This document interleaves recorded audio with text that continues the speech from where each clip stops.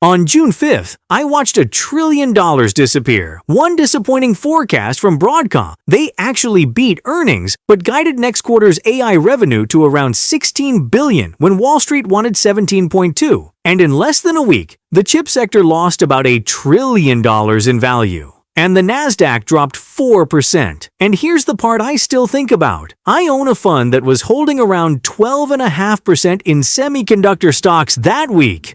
Its single biggest position is a chip company. It should have been bleeding. It fell 0.8%, less than 1%, while the sector it was holding fell apart around it. That moment told me exactly how I'm investing the second half of 2026, and it comes down to just 3 ETFs. That's the whole plan. 3 tickers. And before this video is over, you'll have all 3, the real numbers behind each one, and the way I'm splitting my own money between them. But I have to warn you about one of them. One of these 3 funds has made almost nothing this year, basically flat, while the market climbed double digits. Most channels would quietly leave it out. I'm buying it anyway, on purpose. And when I show you why, I think it might change how you look at your own portfolio. So stick with me, because that one's coming second. Quick ground rules first, because you've heard 100 best ETF videos, and most of them are selling you a dream. Every number in this video comes from Schwab's, JP Morgan's, and BlackRock's own fund pages, pulled this week, not from some screenshot of a screenshot.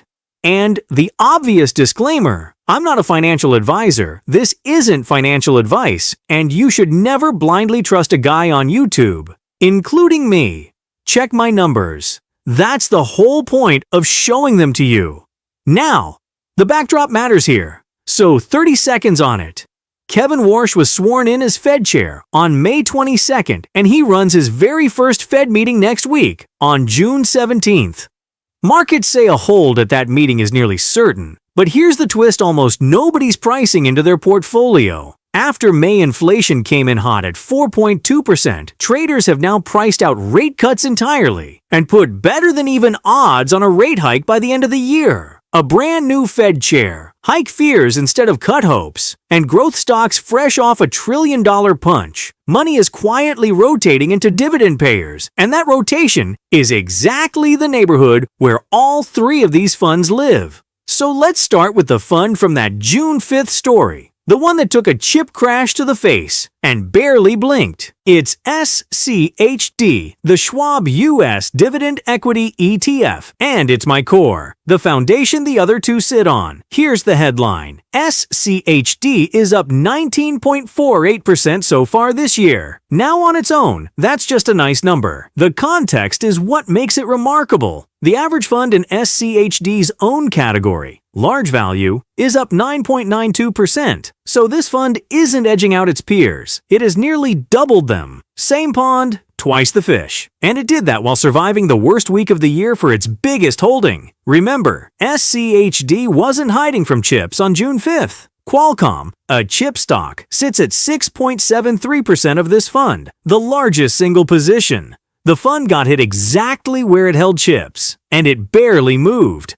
How? Because of what's standing behind the tech. This is 103 companies with consumer defensive names, your Coca-Colas, your Procter & Gamble's, at over 18%, and healthcare at another 18%. When tech sneezed, the boring stuff held the line. That's not luck. That's how the thing is built. And here's a story most people missed. Every year, SCHD essentially fires the employees that stopped performing. It runs an annual reconstitution. Companies that no longer pass its quality screens get cut, and stronger ones get added. This year, it fired 3 energy companies and 5 consumer cyclical names, and hired 11 financial services companies. Keep that energy detail in your back pocket because it connects to something I'm going to tell you near the end of this video. Something I'm deliberately not buying. That half of YouTube is still pushing. What does SCHD pay you while all this is happening? A 30-day SEC yield of 3.27% for an expense ratio of 0.06%. About as close to free as fund management gets. Now, the honest part, because there's always one, and I'd rather you hear it from me. SCHD's 5-year number is 8.66% a year. That's fine. Not great. Those 5 years were a growth-led, AI-led market, and SCHD lagged it badly. So in plain English, if the next 5 years look exactly like the last 5, mega cap tech dragging the whole market up, this fund will trail again. I'm buying it because everything about 2026 so far says the market is changing. Not because SCHD wins in all weather. Nothing does. And anyone who tells you otherwise is selling something. So that's pick 1 of 3, the core, which brings us to the fund I warned you about, the flat one. And I'm going to do something most finance channels won't do. I'm going to show you the ugly number before I show you anything else. JEPI, the JP Morgan Equity Premium Income ETF. Year to date, JEPI is up 0.66%. The S&P 500 is up 11.27%. Let that sink in. While the market made 11%, this fund made effectively nothing. And it's not a one-off.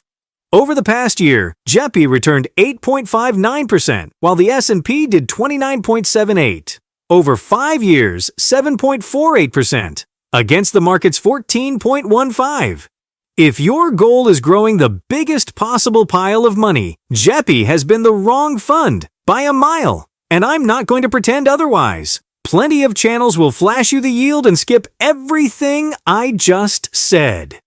I'd rather lose you here than lie to you here. So why on earth am I buying it? Because I'm not buying JEPI to beat the market. I'm buying it to get paid every single month, no matter what the market does. JEPI's 30-day SEC yield right now is 8.29%, paid monthly. Think of it like owning a toll booth instead of owning the highway. The highway, the market, might be worth more or less next year, and the toll booth doesn't care. Cars keep passing, and you keep collecting. Let me make it concrete because this is the math that actually matters. Take $100,000, multiply by 8.29%. That's $8,290 a year. Divide by 12, and roughly $690 lands in your account every month. Up market, down market, sideways market. If you're in or near retirement, that's not an abstract number. That's the power bill, the groceries, and dinner out with your spouse, covered, without selling a single share of anything. Where does the money come from? JP holds a basket of mostly steady large companies and sells call options against them. The people buying those options pay premiums, and those premiums become your monthly check. And here's why the second half of 2026 is decent weather for this machine. Option premiums get richer when markets are nervous. A first-year Fed chair holding his very first meeting next week. A market that's flipped from pricing rate cuts to pricing a possible rate hike. And so, kansai, bingt also desai. Trillion-dollar tech scare. That's nervous. On top of that, JEPI moves at a beta of roughly 0.58, about half the market swing. So on the ugly red days, it's the calmest thing I own. But nobody pays you 8% a year for free, and you deserve all 3 catches stated plainly. Catch 1. The upside is capped. Selling those options means selling away the big rallies. That's not a flaw. That's literally the design. And the 5-year numbers you just saw are the receipt. Catch 2. Taxes. Most of JEPI's income gets taxed as ordinary income, not as qualified dividends, so in a regular brokerage account, the taxman takes a real bite. I hold mine in a tax advantage account. And if you can, you probably should too. Catch 3. That monthly payout is variable. 8.29% is today's snapshot, not a contract. If markets calm down, premiums shrink. And so do the checks. And now you have the answer to the mystery from the start of this video. The fund that made almost nothing this year is the only one of the 3 that pays me every single month. The flat price was never the point. The paycheck is the point. So that's 2 of 3, the core and the paycheck. The third one is honestly the strangest decision in this whole video because it has the lowest yield of all 3 and it's getting the biggest slice of my money. DGRO. the iShares Core Dividend Growth ETF. Its yield is 1.97%, less than 2%, on an income channel, getting my largest allocation. I know how that sounds, but one statistic explains everything, and it's my favorite stat of the entire video. Over the last 10 years, DGRO returned 12.90% a year. SCHD, the high-yield fund we started with, returned 12.88%, 0.2% apart. 10 years of investing. Two completely opposite philosophies. And they arrived at a statistical dead heat. SCHD took the high road of big dividends today. DGRO took the other road entirely. 395 companies screened for one thing, consistently raising their payouts year after year. Apple, JP Morgan, Microsoft. The yield looks small today because it's a yield that's built to grow. The way I explain it to friends, SCHD is the salary, DGRO is the raise, and a full decade of data says the raise compounds to the very same place as the salary. This year, DGRO is up just over 9%, right around the broad market, but with a 3-year beta of about 0.7, so the ride has been noticeably smoother than the index. The expense ratio is 0.08%, and here's the irony I can't get over. Scroll DGRO's top holdings, and you will find Broadcom. Yes, that Broadcom. The company whose guidance wiped $1 trillion off the chip sector in June sits comfortably inside a dividend fund because it pays a growing dividend and passes every quality screen. The dividend fund owns the stock that crashed the market. I'm not telling you that as a warning. I'm telling you because it shows what DGRO actually is. This is not your grandfather's utility fund. It's quality growth that happens to pay you, with about 21% in financials. The exact sector SCHD's quality screens just rotated toward. Two different funds, independently pointing at the same opportunity. I pay attention when that happens. The honest catch is, same as always. DGRO trades at a price-to-earnings ratio around 24, the richest valuation of the three. You are paying up for that quality. And at under 2%, it does almost nothing for your income today. If you need cash flow this year, this is the wrong tool. Full stop. I'm giving it my biggest slice because I'm not just buying my income for 2026. I'm buying my income for 2031. If you're on the younger side watching this middle of the video pick is the one to rewatch. So there are the three: the core, the paycheck, and the raise. But before I show you my exact split, I owe you the thing I teased earlier. What I'm deliberately not buying, even though 6 months ago it looked like the smartest trade of the year.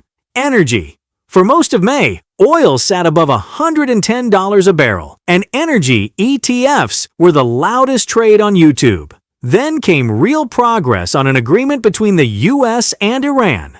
Expectations that the Strait of Hormuz reopens, and crude round-tripped all the way back down. As I record this, Brent is sitting in the low 90s. Here's a rule that has saved me more money than any pick ever made me. By the time a trend is the headline, the easy money already went to the people who bought before the headline. Buying energy funds today is buying May's chart in June's market. And notice, SCHD's own quality screens just cut 3 energy names this year. The fund's discipline and mine are pointing the same direction. I'm not chasing the caboose. And to be clear, I'm not at zero either. Almost 15% of SCHD is energy, Chevron and ConocoPhillips included. I get the exposure without betting my portfolio on a barrel of oil. So here's the whole plan in one breath. SCHD is the core, up 19.48% this year, double its category, built to take a punch and keep paying. JEPI is the paycheck. Flat on price, 8.29% a year landing monthly, and now you know the flat price was never the point. DGRO is the raise, The smallest yield, the biggest allocation, because 12.9% a year for a decade says patience pays just as well as yield does. My split is 40% DGRO, 35% SCHD, and 25% JEPI. If you want to see the full story of that June 5th crash, the day that convinced me SCHD deserved to be the core, that video is linked right here. And if straight numbers with the ugly slides left in is your kind of channel, subscribe. Because next week, Kevin Warsh runs his first Fed meeting, and in my next video, I'm running the numbers on what a surprise rate hike would do to every fund you just saw. One of them quietly comes out a monster. See you there.